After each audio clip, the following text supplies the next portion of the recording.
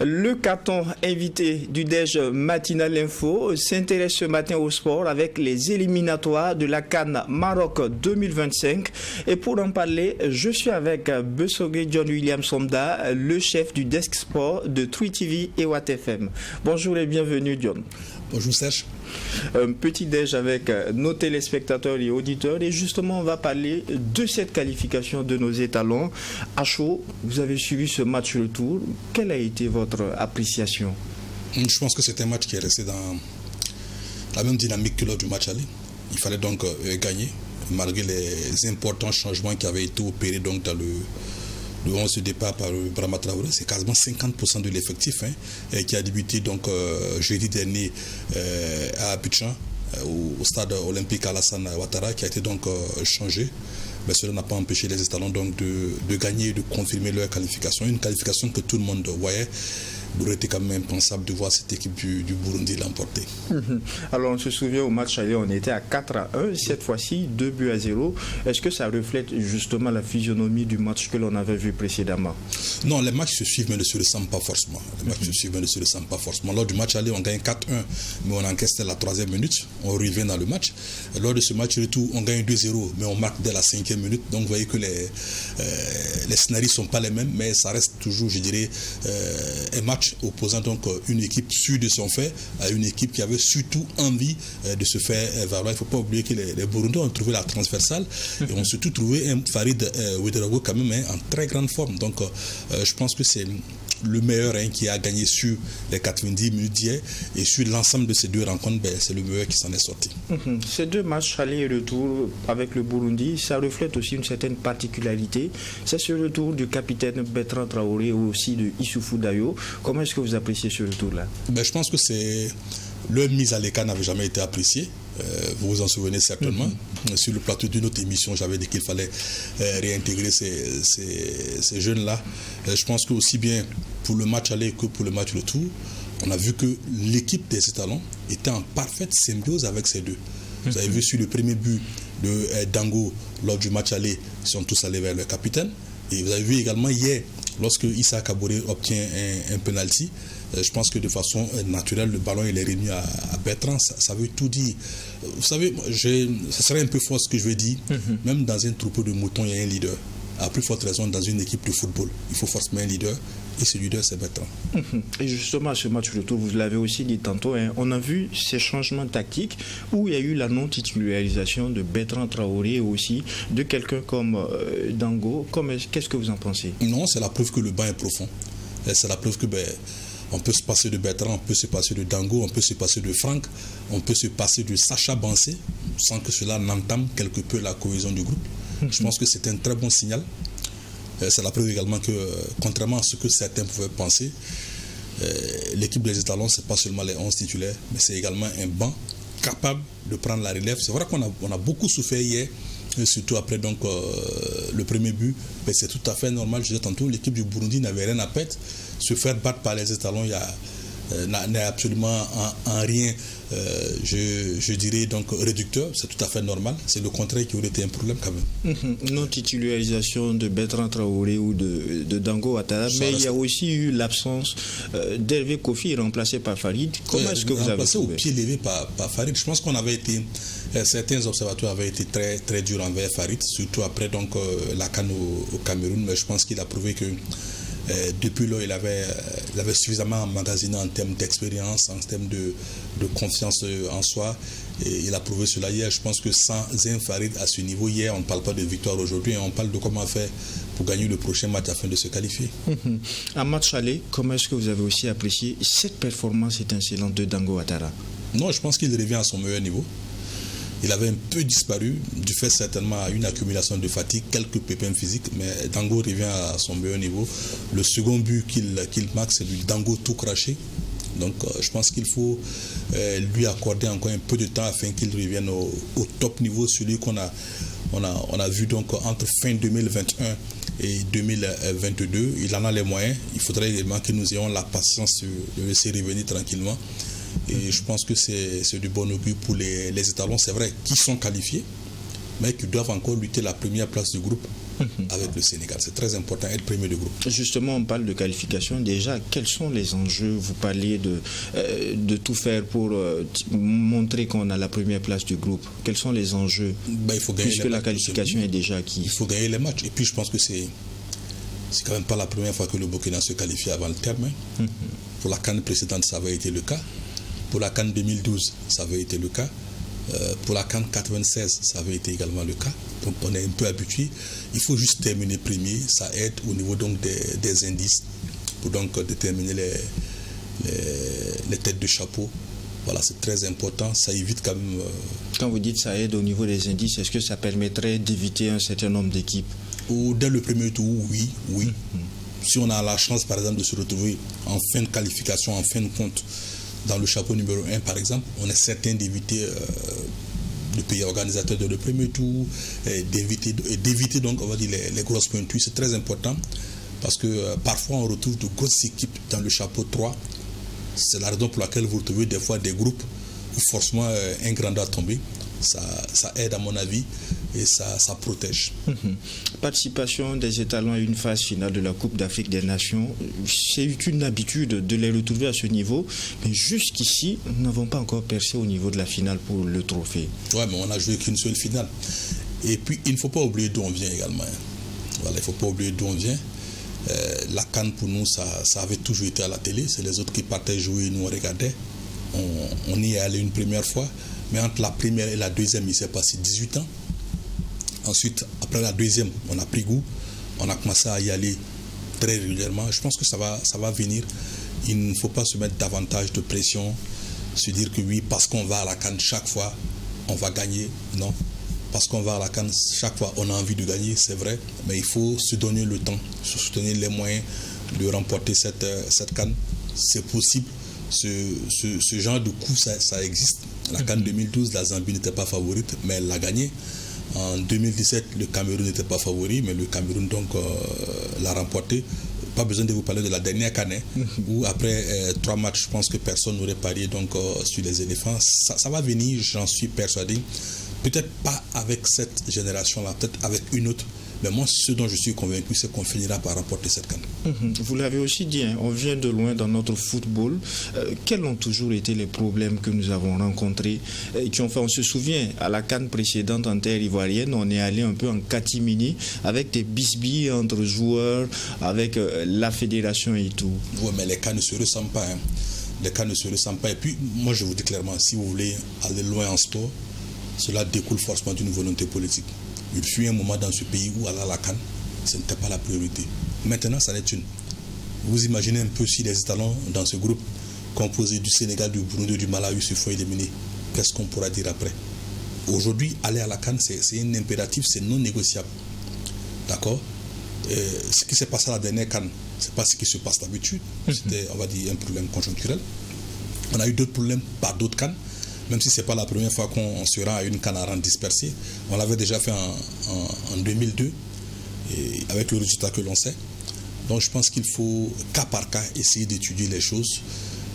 Je pense qu'on a tous appris de ce qui s'est passé la saison dernière. Il faut travailler à ce que ça ne se reproduise plus. Peut-être voir dans quelle mesure on peut aller à une CAN beaucoup plus sereinement. Mais l'histoire nous rappelle qu'à chaque fois qu'on allait avec beaucoup de sérénité, on a fait une bonne CAN. Donc, à nous de savoir comment on va maintenant aux phases finales de CAN. Pour ceux qui nous prennent en marche sur la radio ATFM, eh bien, vous êtes au Déj Matinal Info dans le carton invité et nous sommes avec Bessogré John William Sonda, le chef du desk sport de Twi TV et WattFM. Parlons de sérénité. Est-ce que quand vous regardez, on sent la cohésion à travers nos jeunes étalons? Bien sûr, bien sûr. Bien sûr, je pense que c'est un travail qui est en train d'être fait. Et je pense qu'on aurait pu avoir une longueur d'avance si tout de suite on avait enterré les querelles de la dernière CAN. Mais on a laissé traîner. Et je pense qu'il y a dans notre équipe quand même des joueurs qui sont là depuis quand même quelques années. Si vous enlevez peut-être... Vous pensez à qui? Bertrand est là, ça fait quand même quelques années. Dayo, Kofi, Blati Touré, bon, ça fait quand même quelques années. C'est un groupe, c'est une famille. Ils ont vécu des moments inoubliables au Cameroun, vous vous en souvenez. On ne fait pas une demi-finale de CAN sans donc renforcer les liens qui nous unissent. En Côte d'Ivoire, je dis, c'était une CAN ratée à tout point de vue. On avait tout fait pour rater la CAN et on a réussi malheureusement à la rater. Je pense qu'il n'y a, à mon avis, pas de problème entre les joueurs. Bien évidemment, quand vous regroupez plusieurs hommes pendant quelques temps, il y a forcément certaines petites tensions, mais c'est tout à fait normal, ça existe dans toutes les équipes. Si vous mettez, je dis souvent que si vous mettez plusieurs hommes ensemble pendant quelques jours et qu'il n'y a pas de petites tensions, il n'y a pas de petites frictions, il faut faire attention. Ça veut dire que le jour, ça va exploser, ça va dans tous les sens. Les petites choses, ça existe, mais ça n'entame en rien le moral de l'équipe. Moi, j'ai vu un collectif soudé. J'ai vu une équipe qui avait vraiment envie de gagner et qui a laissé sa joie donc exploser au thème de la rencontre, même si le sélectionneur, lui, n'a pas voulu se laisser porter en triomphe par ses adjoints. Ça ne veut pas dire qu'il n'est pas content. Je pense qu'il est très content, certainement donc, on va dire, pénaillé par l'émotion qui va avec, parce qu'il faut voir dans quel contexte Brahma est arrivé. Il faut voir comment s'est passé son quotidien à la tête de cette équipe jusqu'à ce match. Ça n'a pas du tout été chose facile. Dans l'affaire Bertrand Dayo Kofi, je pense qu'il a pris plus de coups que n'importe qui. Justement, on aura beaucoup entendu parler. Il a pris plus de coups que n'importe qui. Donc il faut comprendre que quand on arrive à se qualifier, on n'a pas la même façon d'exprimer donc ces sentiments. Il y en a qui vont peut-être sauter, il y en a qui préfèrent se retrancher quelque part et puis essayer de faire le point, essayer d'évacuer. Je pense que c'est tout cela. Et moi je dis qu'il n'y a pas de problème au sein de l'équipe nationale du Burkina. Des petites tensions, oui, ça peut arriver, pourquoi pas. Mais c'est pas ce qui fait la vie de l'équipe. Pour beaucoup, dès le départ, on n'aurait pas misé justement sur le sélectionneur actuel. Quand vous regardez, il y a eu le match face au Sénégal, il y a eu ce match aller-retour avec le Burundi. Quand vous analysez sa stratégie, est-ce qu'il y a de quoi être confiant pour le Maroc? Le Maroc, c'est encore loin. C'est encore très loin. C'est en décembre 2025. Parce que pour beaucoup, le match face au Sénégal a déjà été beaucoup. Oui, je pense que c'est le match qui a quand même définitivement permis aux étalons de chasser leurs doutes. C'est le match qui leur a permis de se libérer, de se dire, après tout, on n'est pas si mal que cela. Revenons à nos fondamentaux, revenons à notre base. Vous savez, le Burkina, c'est... même à l'époque où on ne pouvait pas donc se vanter d'avoir des joueurs professionnels en Europe, c'était une équipe qui était difficile à battre. On oublie parfois que le Burkina s'est déjà qualifié à une CAN où, durant les éliminatoires, ils se sont retrouvés à 3 dans le groupe. Il y avait le Maroc qui venait fraîchement de la Coupe du Monde. Il y avait la Côte d'Ivoire qui avait été 3e de la CAN précédente. Mais on oublie que non seulement le Burkina, devant Marocains et Ivoiriens, a terminé premier, mais s'est qualifié avant le terme. On oublie ça souvent. Mais je ne vais pas quand même dire que ces joueurs n'étaient pas de bons joueurs, mais il n'y avait pas un nom qui transcendait, il n'y avait pas un nom qui était capable de soulever de la foule. La star de cette équipe à l'époque, le seul nom qui était connu, c'était le sélectionneur Saboteur. Tous les autres, c'était de parfaits inconnus aux yeux du monde, aux yeux de l'Afrique. Il faut savoir que le Burkina n'est jamais battu d'avance. Quels que soient les joueurs qu'on a, quand vous jouez le Burkina, il faut franchement vous appliquer et jouer, parce qu'à tout moment, on a ce sursaut d'orgueil là qui nous permet de revenir. Je pense que l'équipe la plus difficile à battre sur le continent, c'est le Burkina. Pour vous qui connaissez cette équipe, qui l'avez vu évoluer jusqu'à maintenant, quels sont nos atouts actuellement? Je pense que c'est d'abord l'explosivité de nos joueurs, la puissance athlétique de nos joueurs, et puis cette capacité à se transcender. Ouais, je pense que ces trois-là, à mon avis, quand le Burkina arrive à les mettre en même temps, dans le même match, c'est un problème pour l'adversaire. On avait vu un Burkina de par le passé qui, lorsqu'on prend un but, eh bien on baissait les bras, mais par rapport au match aller, on a vu le Burkina qui a encaissé dès la 2e, 3e minute, mais qui allait à l'offensive et on a eu jusqu'à 4 buts. Ouais, mais moi je me rappelle aussi de ce Burkina qui, jusqu'à la 95e, était capable de marquer, il n'y a pas longtemps. On l'a vu avec Banou qui nous a qualifié pour la CAN 2017. Pour la CAN 2012, c'est Alain qui mettait un but. Pour la CAN 2013, face au Nigeria, un match inaugural, c'est dans les ultimes moments qu'on marque. On a également connu ce Burkina qui savait marquer très tôt. Mais quand une équipe arrive à ne pas savoir se relever Cela dénote aussi d'un problème mental. Mais je pense que Brahma avait noté cela dès sa prise de fonction. Il travaille pour. Quand vous regardez donc les prises d'initiative de Farid entre le match aller face au Burundi et le match retour face au Burundi, c'est deux choses quand même totalement opposées. On a vu un gardien beaucoup plus sûr de lui, un gardien qui donc allait à l'initiative, un gardien qui a exprimé ce qu'on attendait de lui, à savoir sa capacité donc à jouer comme une sorte de libéraux derrière, à couvrir donc ses défenseurs, à anticiper. On a vu ça. Mais lors du match aller, il était un peu fébrile. Donc mentalement, il est en train de revenir. Il y a des périodes où mentalement on est bas et des périodes où mentalement on s'élève. Mais cela aussi, je pense que le mental va avec la forme. Quand vous êtes en forme, forcément, mentalement, vous y allez. Mais quand vous êtes dans une période de doute, quand physiquement vous n'y êtes pas, mentalement, bien évidemment, on prend un coup. Et je pense que c'est cela. Je ne pense pas que les joueurs des étalons soient des joueurs avec un mental bas. Je ne pense pas. Du fait de notre situation, on a aussi vu le Burkina, ses éliminatoires qui a joué dans plusieurs pays. On a vu le Maroc, on a vu le Mali, on a vu cette fois-ci la Côte d'Ivoire. Comment se fait les sélections au niveau des stades pour les équipes qui ne disposent pas de stades homologués? Comment ça se fait? On demande. Avant, on partait au Maroc, ça coulait de source. Le Maroc a beaucoup de stades, donc c'est plus facile. Et il n'y a pas longtemps, on a joué à Bamako. Mais je pense que je n'ai pas trop connaissance du fond du dossier. Mais il faudra aussi voir au niveau du calendrier. Les Maliens n'ont pas beaucoup de stades qui peuvent donc accueillir des matchs de l'équipe nationale. Alors si nous faisons la demande et que les Maliens également ont besoin de leur stade, ça pose problème. Mais l'avantage d'avoir joué par exemple 2 fois à Abidjan, c'est que les Burundais, eux, de longue date, avaient choisi de nous recevoir à Abidjan. Donc moi je ne vois pas l'utilité. Je trouve qu'il est plus facile, il est moins coûteux, il est beaucoup plus avantageux. Du moment où on joue le 13 octobre face donc au Burundi à Abidjan, pourquoi ne pas jouer le 10 octobre à Abidjan? On n'a plus besoin donc de dépenser en termes de frais de transport, on n'a plus besoin de réorganiser le voyage, tout ça, c'est bénéfique. Maintenant, je pense que pour le stade du 4 août, il faudrait être patient seulement. Je pense qu'il faut retenir ce que le ministre des Sports, l'ancien ministre des Sports Dominique Nana disait lorsqu'il nous a été signifié que le stade allait être fermé. Je pense que c'est cette phrase qu'on a toujours oubliée. Il faudra donc la réchauffer. Il ne faut pas être esclave du temps. Il faut prendre le temps qu'il faut pour rénover ce stade-là.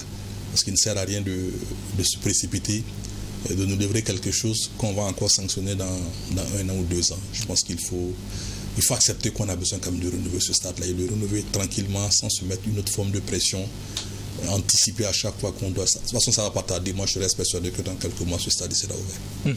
Mais en attendant, on a vu aussi ces étalons qui, au contact d'un certain nombre de supporters, on l'a vu au match d'hier face au Burundi, avec la présence des Burkinabés dans le stade, on a vu ce que ça a suscité, ce que ça a créé. Donc, il y a cette envie aussi de pouvoir jouer à domicile dans notre stade.